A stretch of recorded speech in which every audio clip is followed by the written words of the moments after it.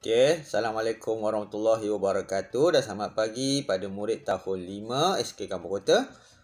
Hari ini kita sambung topik haba kita dengan tajuk seterusnya iaitu perubahan suhu air. Jadi, kamu boleh buka buku teks kamu, muka surat 150. Jom kita sambung tajuk kita ni perubahan suhu air. Hari tu tentang haba kita dah belajar haba sejenis tenaga, Kemudian kita belajar tentang perbezaan maksud haba dengan suhu, macam mana nak sukat suhu, kita guna termometer. Hari tu pun cikgu ajar bagaimana nak menggunakan termometer. Hari ni tentang perubahan suhu pada air, Hari tu pun kita belajar tentang 3 suhu yang cikgu suruh kamu hafal. Takat beku air, takat didih air dengan suhu bilik. Dan juga satu lagi suhu badan manusia lah, kena ingat tu. Jom kita sambung sini, tengok sini apa ceritanya. Suhu di persekitaran kita sentiasa berubah, kalau kat luar rumah tu kamu tengok, kalau hari mendung suhunya tak panas, jadi kalau kamu sukat dengan termometer, suhunya akan turun sedikit. Kalau tengah hari pukul 12 tengah hari, matahari kat atas kepala kita betul-betul terpacak tu, suhunya meningkat. Jadi dia berubah. Suhu air juga berubah mengikut suhu persekitarannya. Suhu air pun ikut berubah.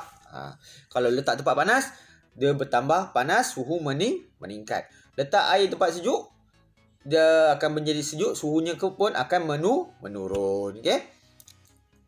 Mari kita ikuti kisah si pengukur suhu. Ni termometer lah, untuk memahami perubahan suhu air dengan lebih lanjut. Jom kita tengok cerita animasi ni sikit, kartun ni sikit. Si pengukur suhu ni termometer lah.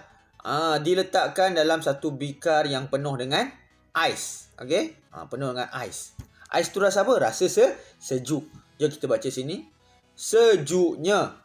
Suhu 0 darjah Celsius ini telah mencapai takat beku. Ingat tadi cikgu cakap ada 4 jenis suhu yang istimewa yang kamu kena hafal. Yang pertama, suhu takat beku.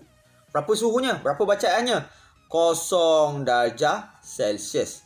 0 darjah Celsius. Dan kita belajar itu tentang penggunaan termometer. Cecair dalam termometer tu, kalau yang warna perak tu namanya merkuri, kalau warna merah namanya alkohol. Cecair dalam termometer tu, bila dia kehilangan haba, bila termometer tu diletakkan di tempat yang kurang haba atau tempat yang sejuk, cecair merkuri atau alkohol tu dalam berbuli yang cikgu cakap dalam bawah ni. Ni berbuli ni. Dalam berbuli tu, dia akan mengecut. Bila sejuk dia mengecut. Kamu tengok aras bacaan termometer itu menurun sehinggalah 0 darjah Celsius. Itu menunjukkan suhu takat beku. Takat beku siapa? Takat beku air. Jadi sebab tu si pengukur suhu ni, iaitu termometer tu, bila kena pada ais, aras cecairnya akan menurun sehingga kosong. Nak menunjukkan suhu takat beku. Kenapa boleh turun aras tu? Kerana merkuri atau alkohol dalam berbuli termometer tu telah mengecut.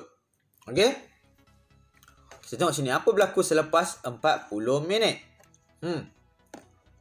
Saya berasa selesa pada suhu 26 darjah Celsius. 26 darjah Celsius ni kita ambil ini sebagai panduan lah.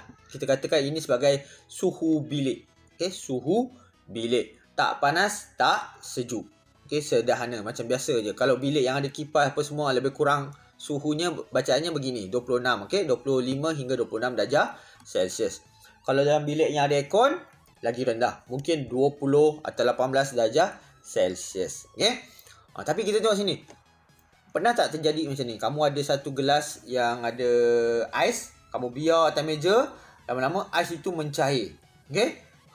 Penuh dengan air saja. Ais tu dah tak ada. Sebab apa? Ais tu telah mencair. Kemudian dia bertukar daripada 0 darjah Celsius tadi, suhu takat beku telah menjadi 26 darjah Celsius. Dah apa jadi pada aras merkuri ni? Dia telah naik kepada bacaan 26 darjah Celsius. Kenapa boleh naik pergi 26 darjah Celsius tu? Kerana cecair merkuri dalam berbuli tu tadi telah menerima haba dan dia mengembang. Bila mengembang, dia akan tolak aras merkuri tu naik. Sehinggalah bacaan 26 darjah Celsius. Kalau yang waktu sejuk tu, dia mengecut, arasnya menurun. Bila panas, merkuri tu mengembang, dia akan menolak aras merkuri naik. Okey? Ini cerita ais yang mencair. Cuba tengok cerita air pula yang dipanaskan. Mula-mula baru nak start ni. Contoh kita ambil mula-mula tadi yang dalam cerita ais tadi. Suhu airnya 26 darjah Celsius. Kita ambil mula-mula bacaan kat sini 26 darjah Celsius sebab dia gunakan suhu bilik. Okay? Kita panaskan guna penunu Bunsen. Okay? Selepas 15 minit, apa berlaku? Apa je si pengukur suhu ni cakap? Panasnya, suhu sudah mencapai takat didih 100 darjah Celsius. Ini dia. Suhu yang istimewa yang cikgu suruh hafal lagi satu. Takat didih. Kalau takat beku tadi 0 darjah Celsius, takat didih 100 darjah Celsius. Tengok aras merkurinya dah naik tinggi. Kenapa boleh naik tinggi? Kerana merkuri kat dalam berbuli ni menerima haba dan dia mengembang. Sebab tu ketinggian merkuri tu meningkat sehingga bacaan 100 darjah Celsius. Okay? Kita baca bawah ni. Berdasarkan kisah di atas, ais berubah menjadi air apabila suhu meningkat. Daripada ais tukar jadi air. Dia mencair. Okay? Kenapa ais tu boleh mencair? Sebab suhunya meningkat. Kenapa boleh meningkat? Sebab dia menerima haba. Okay? Apabila tempoh pemanasan air meningkat, suhu juga akan meningkat. Bila air tu kita bagi haba, okay, suhu semakin meningkat. Okay? Jom baca bawah. Apa-apa bahan objek yang menerima haba, suhunya akan meningkat. Apa-apa bahan atau objek yang kehilangan haba, suhunya akan menurun. Okay. Mari kita jalankan eksperimen bagi menentukan hubungan ruang dan masa untuk melihat perubahan suhu apabila air dipanaskan. Okay, kita tengok sikit uji kaji ringkas ni. Okay. Takat beku dan takat didih. Tujuannya apa? Memerhati perubahan suhu apabila ais dipanaskan. Daripada ais, kita panaskan. Dan menentukan takat beku dan takat didih air. Nak tengok betul tak cikgu cakap tadi? Takat beku adalah 0 darjah Celsius. Takat didih adalah 100 darjah Celsius. Okay. Alat dan bahannya, kaki retot, tungku kaki 3, kasar dawai, penunu Bunsen, okay, Bunsen atau Bunsen, okay, bikar, termometer, jam randik, pemetik api dan ketulan ais. Okay. Ni cikgu terangkan. Kat sini kamu tengok ada gambarnya. Okay, yang ini namanya kaki retot. Okay. Ini bikar lah. Ini yang kaki 3 ni kita panggil tungku. Okay, tungku kaki 3. Kemudian dekat atas tungku kaki 3 ni ada pelapik. Kita panggil dia kasar dawai. Okay. Nampak tak? Kaki retot ni dia pegang termometer. Okay, ingat termometer itu cikgu ajar. Jangan sampai sentuh bikar, dasar bikar. Jangan sentuh dasar bikar. Biar dia sama ada dalam air ataupun dalam ais. Okay. Tungku kaki 3 dan kasar dawai. Okay. Jadi kita tengok nombor 1. Langkah-langkah.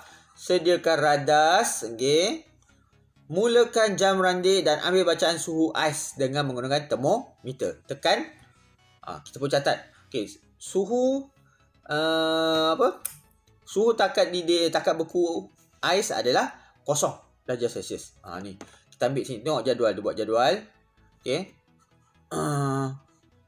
Bila minit mula-mula kosong. Minit yang mula-mula kosong. Okay. Jadi, suhunya apa? Suhunya adalah 0 darjah Celsius. Okay. Sebab permulaan mula-mula. Okay. Nombor 3. Nyalakan penunjuk Bunsen. Nombor 4. Ambil bacaan suhu setiap 5 minit. Ni yang jadi 5 minit. Nampak? Dia ambil 5 minit kosong kepada 5 minit. Lepas 5 minit apa? 10 minit, lepas tu 15 minit, lepas tu 20 minit. Okey, dia jadi meningkat 5 minit, 5 minit, 5 minit. Okey. Nombor 5, hentikan pemanasan setelah air mendidih. Bila air mendidih, kita hentikan pemanasan. Tutup penutup Bunsen. Macam mana nak tahu air dah mendidih? Keluar wap air yang warna putih tu. Air dah berbuih-buih, mendidih semua. Keluar asap putih tu. Okey, kamu boleh hentikan pemanasan. Okey. Catat hasil pemerhatian dalam jadual. Okey, kat sini cikgu nak terang sikit. Bila kita buat jadual begini, okey, cikgu pernah ajar kamu. Ni kira cikgu ringkaskan lah. Okey. Daripada jadual ni kat atas ni minit. Silap, masa. Okey, kat atas ni adalah masa dalam minit. Yang bawah ni adalah suhu. Sama je dengan yang cikgu buat ni. Dengan yang ditunjukkan dalam buku tu. Sama je. Okey. Masanya 0, kemudian 5, 10, 15. Okey. Ni cikgu alihkan. Okey. Ini contoh data yang kita akan dapat nanti. Kemudian tadi cikgu cakap, waktu mula-mula nak kira jam ranjit kosong, masanya kosong, suhu yang diukur adalah suhu ais, iaitu 0 darjah Celsius. Okey. Jadi kamu rasa lepas 5 minit, apa jadi pada suhu air ais tu? Adakah dia makin sejuk, makin kurang menjadi negatif atau dia bertambah? Suhunya akan bertambah. Okey, contoh cikgu bagi 20. Pada minit 10, agak-agaknya berapakah bacaannya? Okey. Mungkin cikgu bagi contoh 60. Pada minit 15, agak-agak berapa bacaannya? Contohnya kita ambil 100 darjah Celsius. Maksudnya 15 minit air dah mendidih. Sebab kita dah tahu takat didih air mendidih adalah 100 darjah Celsius. Okey, ni contoh kita punya data, kita punya jadual. Okey. Daripada jadual ni cikgu ajar dulu. Kalau kita tengok jadual ni, dua ini adalah pemboleh ubah. Pemboleh ubah. Mana satu pemboleh ubah dimanipulasi, mana satu pemboleh ubah bergerak balas. Cikgu dah ajar, kalau jadual begini, yang atas mesti bukanlah mesti. Yang atas adalah pemboleh ubah dimanipulasi. Jadi kat atasnya apa? PDM. Okey. Yang bawah tu apa? Yang bawah tu suhu tu sebagai pemboleh ubah bergerak balas. PBB. Okey. Jadi kat sini kita dah tahu ada dua pemboleh ubah yang kita boleh jumpa daripada jadual, iaitu pemboleh ubah dimanipulasi dan pemboleh ubah bergerak balas. Apa pemboleh ubah dimanipulasi kita? Masa. Okey, dalam kurungan minit ni lah. Masa dalam kurungan minit. Okey, ni. Apa pemboleh ubah bergerak balas kita? Suhu dalam kurungan darjah Celsius. Suhu ni. Okey. Jom kita sambung bawah. Tengok soalan-soalannya. Okey, dia suruh bincang buat carta. Okey.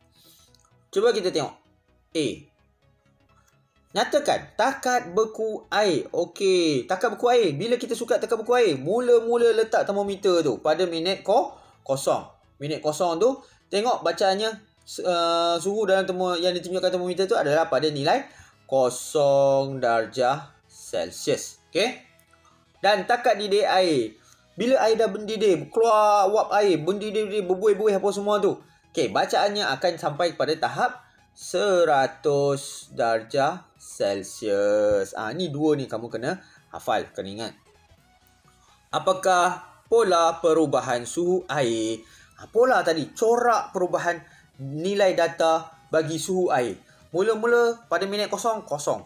Minit 5 dah jadi 20. Minit 10 dah jadi 60. Apakah coraknya tu? Daripada kosong pergi 20 pergi 60. Suhunya ni bacaan suhu tadi. Apa corak dia ni? Dia semakin meningkat. Ini coraknya, ini polanya, ini jawapan yang kena tulis. Jangan tulis bentuk lain apa benda. Inilah jawapannya. Okey. Coraknya adalah polanya adalah pola bacaan datanya untuk suhu tu meningkat. Okey. Okey, kita tengok yang C ni. Nyatakan hubungan antara masa pemanasan dengan suhu air. Dia suruh nyatakan hubungan antara masa pemanasan dengan suhu air. Dekat sini ada pemboleh ubah yang kita dah cari tadi. Pemboleh ubah dimanipulasi dengan pemboleh ubah bergerak balas. Kita buat jadual tadi, kita dah tahu PDM kita adalah masa. PBB kita apa? Pembuluh lebah bergerak balas kita apa? Okey, adalah suhu. Jadi ini yang kita jumpa ni. Ini yang ditanya ni. Ini adalah PDM. Kemudian suhu air ni sebagai PBB. Pembuluh lebah bergerak balas. Okey. Sekarang ditanya apakah hubungannya? Bila hubungan kena ingat apakah struktur ayat bagi hubungan. Okey. Semakin corak PDM, semakin corak PBB. Okey. Ini ayat struktur bagi hubungan. Jadi PDM kita apa tadi? PDM kita adalah masa pemanasan. Apa PBB kita? Suhu. Okay, sekarang ni corak ni. Mana nak cari corak ni? Corak ni adalah pada jadual kita tadi. Kita tengok jadualnya. Okey. Masa dengan suhu. Masa kosong, masa 5, masa 10, masa 15. Okey. Kemudian suhunya pula. Suhu 0 darjah Celsius. Lepas tu sini 20 darjah Celsius. Sini 60 darjah Celsius. Sini 100 darjah Celsius. Apakah corak bagi PDM? Apa corak PDM? Mana nak tengok corak PDM ni? Kita tengok pada nombor di atas ni. Apakah coraknya? Dari 0 pergi 5 pergi 10 pergi 15. Apakah coraknya? Coraknya adalah meningkat. Okey? Apalah corak bagi PBB? Okey, tadi dah jawab tadi. Apakah corak polar bagi data pembuluh lebah bergerak balas kita, iaitu data bagi suhu air? Apa coraknya ni? Apa nombornya ni? Apa jadi pada nombornya? Urutannya macam mana? Meningkat ke menurun? 0 pergi 20 pergi 60 pergi 100. Jadi apa coraknya? Meningkat. Okey. Masukkan yang kita jumpa ni, corak PDM, corak PBB. Semakin meningkat masa pemanasan, semakin meningkat suhu air yang dipanaskan. Okey, itulah jawapan bagi soalan C, hubungan. Okey. Jadi cikgu harap kau faham apa yang cikgu ajar ni, okey, tentang macam mana nak buat penyataan hubungan antara pembuluh lebah dimanipulasi dengan bergerak balas dalam kes pemanasan air. Okey. Dan kamu kena ingat dalam topik ni tadi kita belajar suhu air ada dua yang kamu hafal, takat buku ais dengan takat didih air. Okey. Kemudian kamu kena faham macam mana ais boleh mencair. Kenapa ais boleh mencair? Sebab dia menerima haba, suhunya meningkat. Jadi dia pun cair. Okey. Jadi cikgu harap kamu faham apa topik yang cikgu ajarkan pada hari ini, dan kita akan sambung kelas kita pada masa akan datang. Okey. Assalamualaikum warahmatullahi wabarakatuh. Okey. Bye.